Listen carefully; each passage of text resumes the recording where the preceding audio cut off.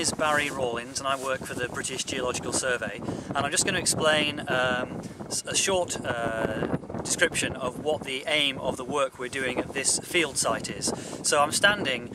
in Yorkshire and on a hill slope where the aim of our work is to study the effect of scale, that's distance, on soil moisture. So what we have at this site is a whole series of soil moisture sensors placed in the ground at 10 centimetres depth, and the idea is that we've spaced them out at different scales to start to understand the effect of scale in controlling soil moisture. And obviously we need rainfall to provide that moisture. But we're not just looking at scale as a factor controlling soil moisture. You can see that we're on a large slope here, and we have on this slope, obviously water moves down slope, and so the lower slopes tend to collect water and the upper slopes tend to be a source of water from rainfall. And in addition to that influence of slope, we have two types of geology. So at the top of this hill or field slope, we have a much more clay-rich bedrock, parent material, providing very clay-rich and heavy soils, whereas down at the base of the slope we have much sandier soils, much lighter, and so they tend to hold as much moisture as strongly. So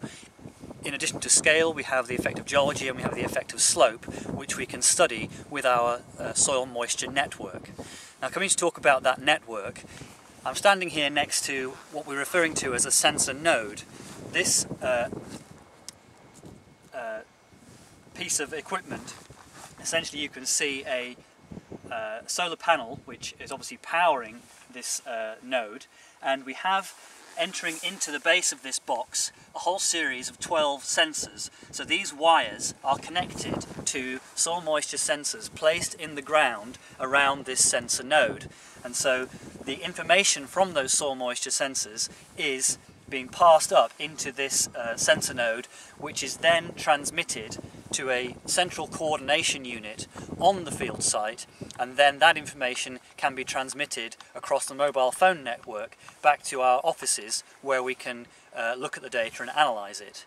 And if I show you from this position, we've got these wires coming down, and then down through the ground you might be able to see a trench position here where we've put a cable in through the ground,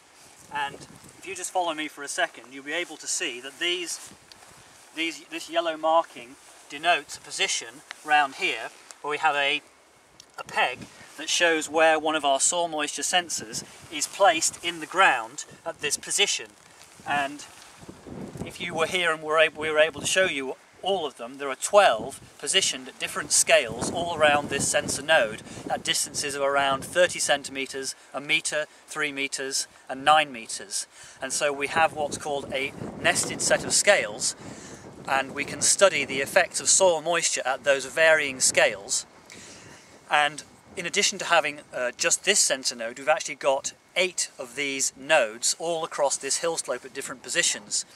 And so we can start to gather more information at all those scales, and by having more sensors in the ground, we can really start to see statistically how significant scale is in controlling soil moisture. And this project is one of the projects undertaken by the soils team at BGS, also in addition with colleagues within the geophysics team within BGS, who have helped us to generate or put in these sensor nodes, and so we can then